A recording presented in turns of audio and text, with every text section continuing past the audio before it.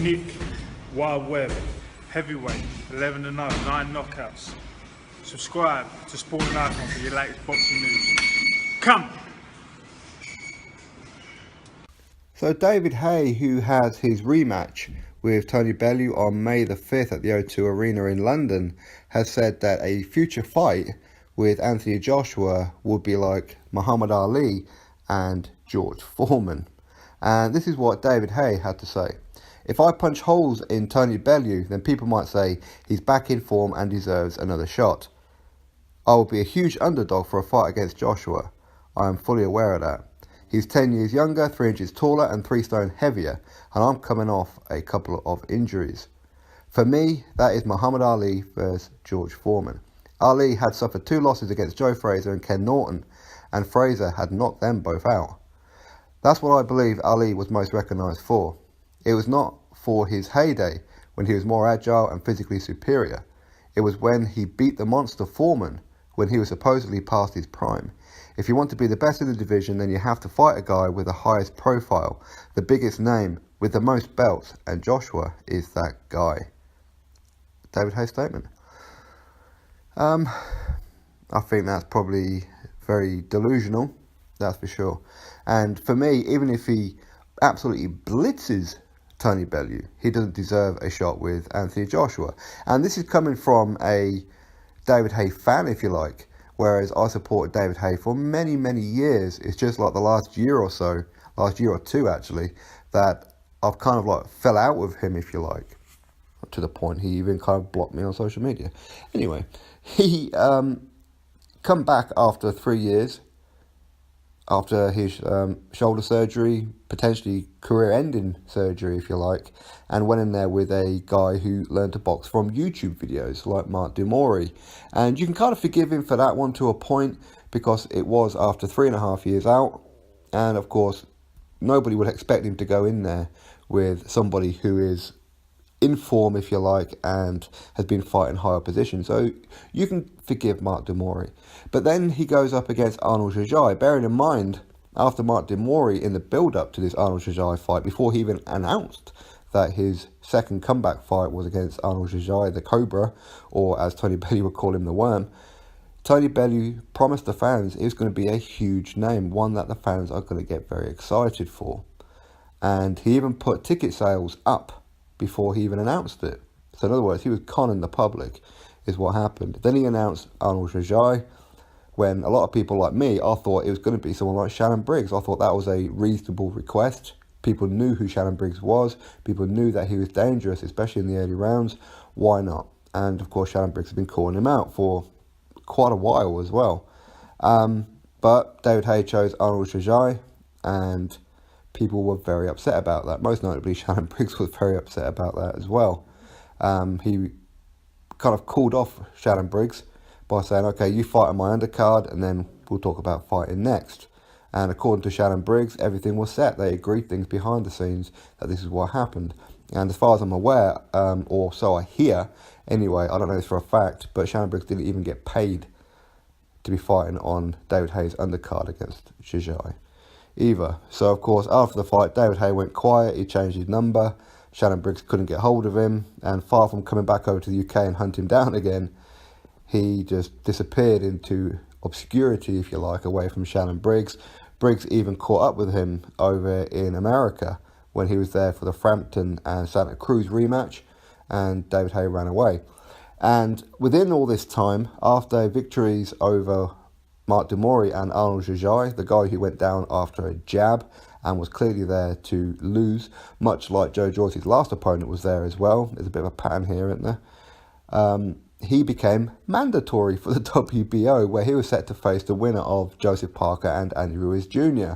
Ultimately, Joseph Parker won that fight. He became the WBO World Heavyweight Champion. David Haye said that was the whole reason for his comeback, was to regain titles at heavyweight and prove that he is still legitimate at heavyweight and to become world champion. So he was all set to face Joseph Parker. And of course, that fight would have probably ended up happening over in New Zealand. Of course, potentially anyway, but there's no reason why David Haye couldn't have got it in the UK, as you know, he would have been offering more money. He then opted to go for the money fight against Tony Bellew. At his stage of his career, in some ways you can't blame him, but in other ways, you did say you wanted a world title. This was your opportunity. You could have done that. You could be world champion right now, but either way, he went for the money fight. That backfired on him. His Achilles heel went, and there was rumours that there was a problem with his Achilles heel for a week up to the fight as well, because he flew over to Germany, and then the rumours came out about his Achilles heel. I know people are talking about other things, that he's going over to Germany to flush out his system for testing, all this kind of thing, because he wasn't registered with WADA or whatever it was. I don't know about that, but I definitely recall Achilles heel rumours. And then in the fight, his Achilles heel went. Too much of a coincidence, right? But either way, he chose the money. He got paid well for it, but took a loss. And now he's got a rematch with Tony Bellew after, well, actually, it's a rescheduled rematch, because he was doing some kind of training up and down the stairs in some, I don't know, high block, whatever it was. He took a bit of a slip. He went to break his fall, grab hold of the railing, and pulled a tendon in his bicep. Freak accident, right? Okay, so he pulled out. Now the rematch, May the 5th, people aren't really tuned into it. Maybe because it's quite a while away. Maybe because people aren't confident the fight's going to happen, in case David HAYE was to pull out again, if you like.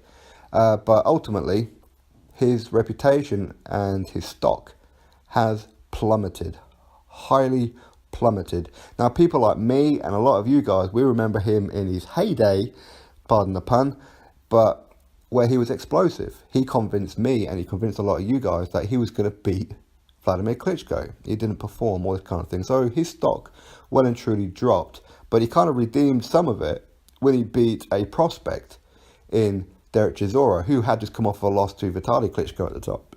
But he knocked out Derek Chisora, whereas he went the distance with Vitaly Klitschko. So people kind of like looked at them both and went, yeah, you know what, he deserves a bit of credit.